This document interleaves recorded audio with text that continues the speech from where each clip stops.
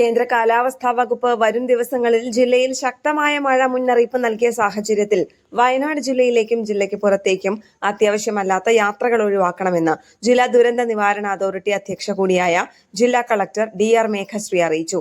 യാത്രക്കാരുടെ സുരക്ഷ കണക്കിലെടുത്ത് അത്യാവശ്യമല്ലാത്ത അന്തർ സംസ്ഥാന യാത്രകൾക്കും നിയന്ത്രണം ഏർപ്പെടുത്തിയതായി ജില്ലാ ഭരണകൂടം അറിയിച്ചിട്ടുണ്ട്. അന്തർ സംസ്ഥാനത്ത് നിന്ന് ജില്ലയിലേക്ക് വരുന്ന വാഹനങ്ങൾക്കും മറ്റ് ഹെവി വാഹനങ്ങൾക്കും നിയന്ത്രണം ഏർപ്പെടുത്തണമെന്ന് നീലഗിരി ജില്ലാ ഭരണകൂടത്തോട് ആവശ്യപ്പെട്ടിട്ടുണ്ട്. വയനാട്ടിലെ കാലാവസ്ഥ മെച്ചപ്പെടുന്നതുവരെ നിയന്ത്രണം തുടരാൻ പോലീസ് മോട്ടോർ വാഹന വകുപ്പുകൾക്ക് നിർദ്ദേശം നൽകി.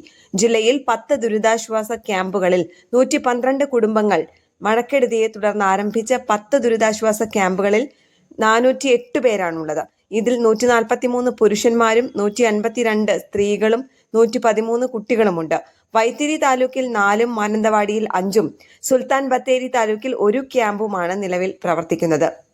വൈത്തിരി താലൂക്കിലെ Idiyamvayal community hall, Meppadi Jaihind anganwadi, Thekkumthara AUP school, Venniyode SALP school എന്നിവിടങ്ങളിലാണ് ക്യാമ്പുകൾ പ്രവർത്തിക്കുന്നത്. മാനന്തവാടി താലൂക്കിൽ Pulinjal government high school, Makkiyad holy face school, കൈതകൊല്ലി government LP school, Kunhome AUP school, Valliyoorkavu NMUPS എന്നിവിടങ്ങളിലാണ് ക്യാമ്പുള്ളത്. സുൽത്താൻ ബത്തേരി താലൂക്കിൽ ശ്രേയസിലാണ് ക്യാമ്പ് പ്രവർത്തിക്കുന്നത്. ന്യൂസ് ഡെസ്ക് കേരള പ്രണാമം.